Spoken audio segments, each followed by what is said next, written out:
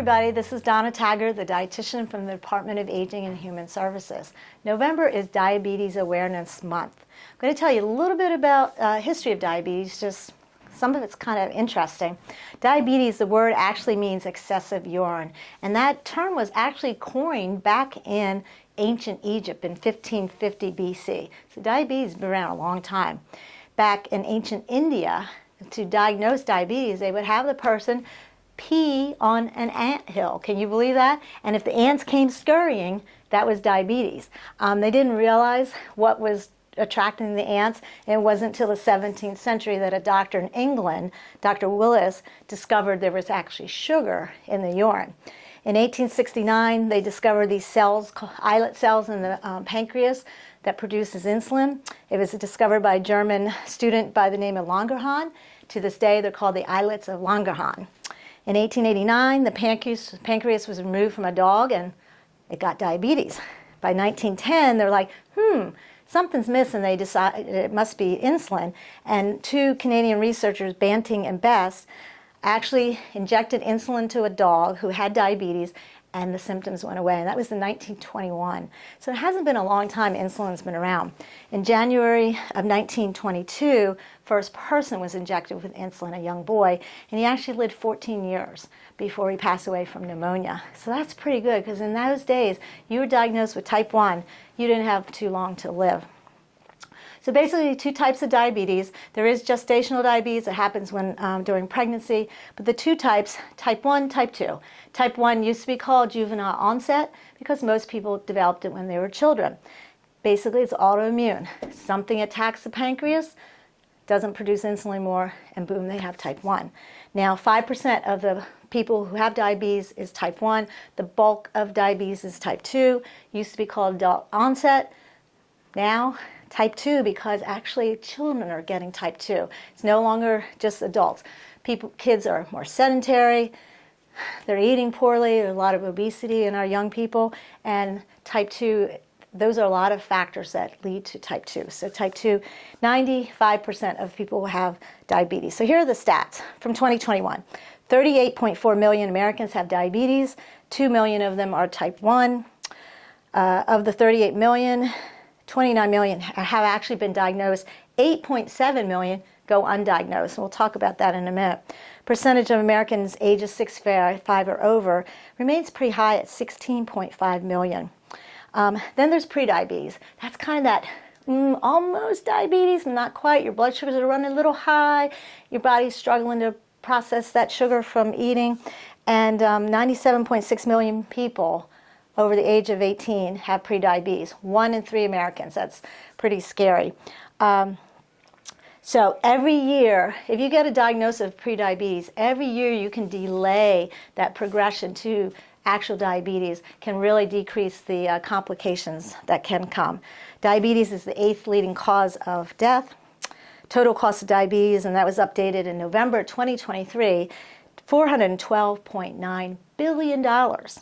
Complications: cardiovascular, chronic kidney disease, eye disease, stroke, neuropathy, which often leads to amputations, depression, lots and lots of things that can come from having diabetes, and why we really want to try make people aware and try to prevent some of these from happening. So what are the symptoms or warning signs? Well, for type 1, something triggers that whole immune process to autoimmune. Something kills the pancreas, no more insulin being produced, and once there's no insulin, obvious symptoms. There's usually a lot of urinating, a lot of thirst, a lot of hunger, massive weight loss, pretty obvious. But with type 2, it's kind of creeps along, very slowly progressing. Some of the symptoms we just chalk up to life or aging. Fatigue, blurred vision. Often people will go to the eye doctor and they'll be the first to say, hey, I think you need to go get checked because I think you might have diabetes. I'm seeing little damage to the blood vessels in the eye. Cuts healing slowly, tingling in the hands and feet. These are all symptoms of type 2 diabetes, but often missed because you're like, I'm just getting older. So it's really, really important to follow up with your doctor yearly, or sometimes as we get older, they want us to come every 6 months. do that because they're going to check for things. They're going to check the A1C, and that's a great blood test that will alert you to, hey, you're in that pre-diabetic range. Let's do something about it. If you're curious, if you're at risk for type 2, you can go onto a website, diabetes.org. That's American Diabetes Association's website. They have a little quiz. Click it, and they'll run through questions. Questions that indicate if you're at risk. How old are you? As we age, we're at risk. Are you a woman that had gestational diabetes? Did you have a large baby when the baby was born? That's a risk factor. Certain ethnicities, family history, all play into type 2 diabetes. So do the little test, and it'll score you from 0 to 10. Obviously 0, no risk. 10, obviously better get to the doctor soon. And I encourage you, take that score to your doctor and get some follow-up if you have not already. So that pre-diabetic stage, that's when it's really, really important to start addressing it. Don't wait until the doctor says, oh, now you have diabetes. Because, again, preventing complications can really make a difference if you address it before. 2 powerful tools, getting active and eating better. Activity. I always say it's like a vacuum cleaner. It just sucks up that sugar out of your bloodstream, puts it in the cells for whatever you're doing, and it's amazing. So whenever your blood sugar is the highest, after you eat, you eat food, carbohydrates, they break down to sugar, the sugars rise, that's the time to exercise. So within a half hour after eating, 10-minute walk can amazingly bring those blood sugars down and help with managing those things. So talk to your doctor, make sure whatever you decide you're going to do, you can do and it's safe. Find somebody who's willing to hold you accountable, but exercise is important. So what about eating? Well, when I was in college, we had, oops, I hope I didn't bang in my microphone. When I was in college, we had a diabetic diet. It was called the ADA diet, American Diabetes Association. 1,200 ADA, 1,500, 1,800. It was caloric, and we had to figure out, well, how many calories we thought you needed, and then we would give you a meal plan of food exchanges. You had to eat 1 fruit, 1 grain, 1 dairy, all planned out. Do you think anybody followed it? No. So that's kind of the wayside. There is no one diabetic diet ever existing anymore. One diet doesn't fit all. It's important, though, to eat a variety of foods, especially things that have a lot of fiber. Fibers in fruits, vegetables, nuts, seeds, legumes, whole grains. Fiber stays in our stomach longer. When the blood sugars are trying to rise, they're going to be delayed because that fiber is kind of keeping it all in the tummy for a little bit longer. So fiber is important. So every meal, think, is this fiber? Is there some fiber? That's important. Spacing your meals out. Now, I think everyone who's watching this is probably old enough to remember cars that had carburetors. What happened if you flooded your car? Too much gas. Carburetor got flooded, boop, it didn't start. You had to sit there and wait until it all resolved, and then you could try to start the car again. Same thing with our bodies. Our gas is the sugar coming from the carbohydrate foods we're eating, and if we flood our system with way too much at one time, or at one time only, we're not going to run as well. So it's important. Space those meals out. Consistent carbohydrate in those meals is important. I want to show you from this website I talked about, diabetes.org, and there's going to be a link that you can click on and print it out so you can really study it. They have what's called a diabetes plate method. So I'll show you that here. They basically have taken my plate, which we all know, half fruits and vegetables, 9-inch plate, half fruits and vegetables, the protein, the grains, and dairy. Well, now they've said, let's take that fruit off the plate and just make this half non-starchy vegetables. They're very low in carbohydrate, but fiber is important. So salads, green beans, broccoli, all those kind of vegetables that aren't starchy. Starchy vegetables like corn, peas, and beans, lentils, that kind of stuff. The protein stays the same. It's your, meat section, chicken, fish, stuff like that. And then up in the grain section, this is actually what they call the carbohydrate foods. These are the grains, the starchy vegetables, the beans, the lentils. They're all in this little section. And then here's the dairy. That's a carbohydrate. And then we'll put the fruit up here on the side. That's a carbohydrate. So the general recommendation, and of course this is just to start out, I highly recommend seeing a dietitian or a diabetes educator who can help you further figure out what you particularly might need for carbohydrates. But the general recommendation, let's start out with 3 servings of carbohydrates at each meal. So, example, non-starchy vegetables, let's have a big salad there. Say a piece of chicken in our protein.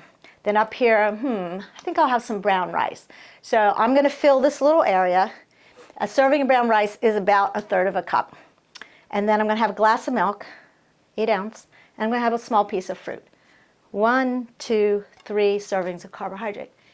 Easily could become more if you're not knowing the portion sizes. So it's important to learn those, because I could pile, even this little area, I could pile this up with brown rice and maybe have a cup of brown rice.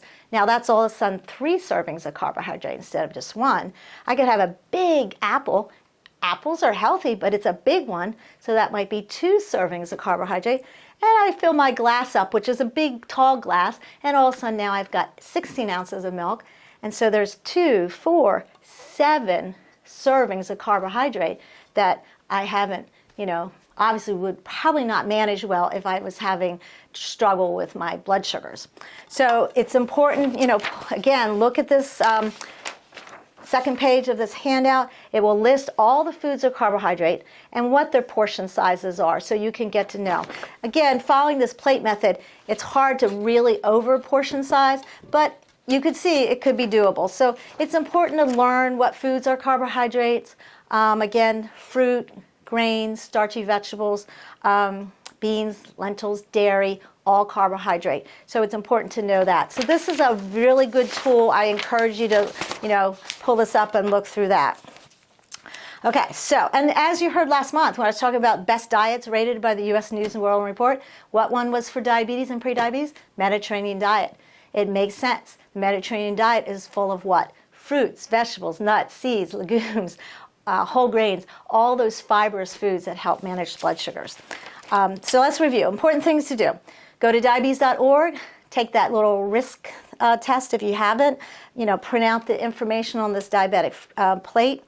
Follow up with your doctor. I am sure if you're following the doctor on a regular basis, they are keeping you abreast of your A1C, but if for some reason you haven't been to the doctor for a while, perhaps you need to go. Get active. If you're not, again, talk to the doctor. Make sure you're okay to do what you think you want to do, but activity is important. And if it even is just 3 10-minute things throughout the day following a meal is going to be beneficial. Increase your fiber. Now, if you don't eat fiber, don't do it all at once, because I don't think your GI tract would be too happy. So slowly introduce fiber into each meal. Start slowly and then work up to where every meal you're having some kind of fiber food with your meal. There's also classes. MedStar St. Mary's has, their Health Connections has classes. Contact them and see what they have rolling at this time. Health Department also has classes.